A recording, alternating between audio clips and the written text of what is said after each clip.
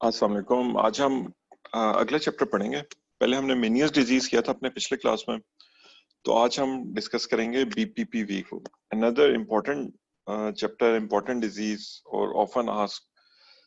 तो वो बीपीपीवी के चैप्टर को उसने बड़ा अच्छा स्कॉट में लिखा हुआ है, and he starts of with very good pointers जो कि बार बार एमसीक्यूज में भी आते हैं। वो कहते हैं कि most common cause of vertigo is BPPV. तो this is a very important point MCQ के लिहाज से।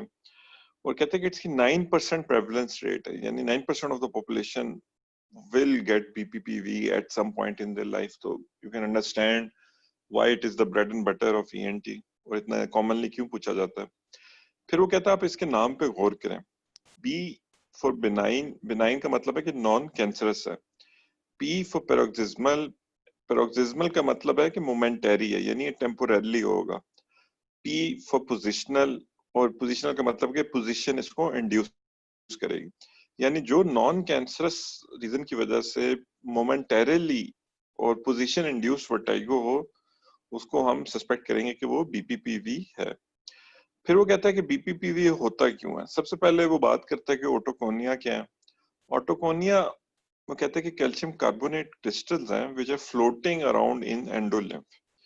फिर उसने दो थ्योरीज की थी। एक तो थ्योरी वो कहता है कि दे आर स्टक, कि वो ये कहते हैं कि these autoconias they are stuck in the endolymph which causes abnormal signal generation which then leads to vertigo.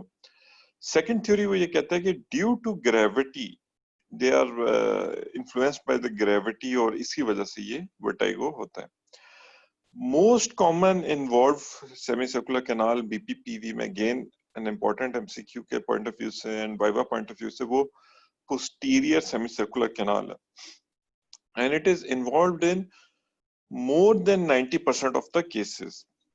हमें किस तरह पता चलता है कि पोस्टीरियर सेमीसर्कुलर कैनाल बीपीपीवी कॉज कर रहा है? ये इलेक्ट्रोन्यूरोनो ईएनजी जो इलेक्ट्रोन्यूरोग्राफी से हम इसको पिक करते हैं। फिर इसके साथ एसोसिएटेड डिजीजेस क्या क्या हैं? Which are the diseases you should think about जब भी बीपीपीवी का केस आ रहा है?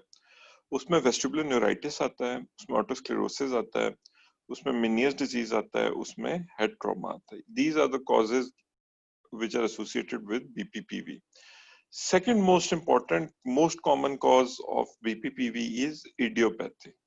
तो मोस्ट कॉमन हम पहले पढ़ चुके हैं और अब हमें ये भी पता चल गया कि सेकंड मोस्ट कॉमन इडियोपैथिक है। तो इसका डायग्नोसिस के लिए हम जो साइंस एंड सिम्टम्स देखते हैं, उसमें जो साइंस हैं, जो सबसे इंपॉर्टेंट साइंस हैं, वो निस्टैग्मस है, और सिम्टम्स में हम ऑलरेडी जानते हैं कि वर्टाइगो और नोजिया। तो डिफरेंशियल डायग्नोसिस, जब भी एक बीपीपीवी का पेशेंट आपके सामने आएगा तो उसके डिफरेंशियल डायग्नोसिस में मेनियस डिजीज, वेस्टिबुलर न्यूरोनाइटिस और सुपीरियर कैनाल डेसेंस इंपॉर्टेंट है। अब इसमें बीपीपीवी से वर्टाइगो हो सकता है जो कि पेरिफेरल वर्टाइगो की फॉर्म आता है, और सेकंड जो आपकी सेंट्रल लीजन्स की वजह से वर्टाइगो हो सकता है। सेंट्रल लीजन्स में दो जो कॉमनली एक इन्वॉल्व्ड एरियाज है, उनमें ब्रेनस्टेम प्लस सेरिबेलर एरिया।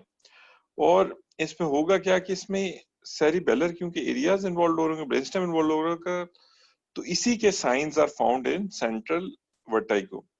अब उसने आगे जाके वो बात करता है कि जो निस्टैग्मस है, इसमें अगर ये बहुत इंपॉर्टेंट है, एमसीक्यू के लिहाज से भी इंपॉर्टेंट बात है कि टॉर्जनल प्लस वर्टिकल निस्टैग्मस बीपीपीवी में होता है, जबकि वर्टिकल, ओनली वर्टिकल या ओनली टॉर्जनल जो एस्पेक्ट है वो सेंट्रल निस्टैग्मस में होता है।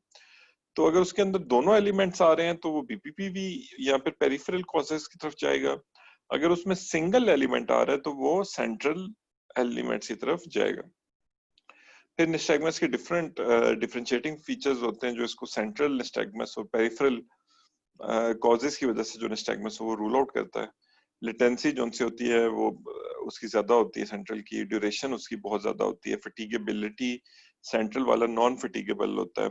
इसी तरह जो सा इसकी टाइम ज्यादा होता है सेंट्रल का और पेरिफेरल का थोड़ा होता है। इसके बाद वो आता है कि इसमें आप क्या करेंगे, इसमें how do you manage this patient. तो बीपीपीवी की वेरी इजी मैनेजमेंट जो है वो एप्लियस मैन्यूवर है। एप्लियस मैन्यूवर का क्या फायदा होता है कि in more than 90% of the cases it is successful, और इसमें पोस्टीरियर कैनाल से आप ऑटोकोनिया को शिफ्ट करते हैं टू द यूट्रिकल ताकि उनकी ड्रेनेज हो जाए, and this shifting occurs through common cross.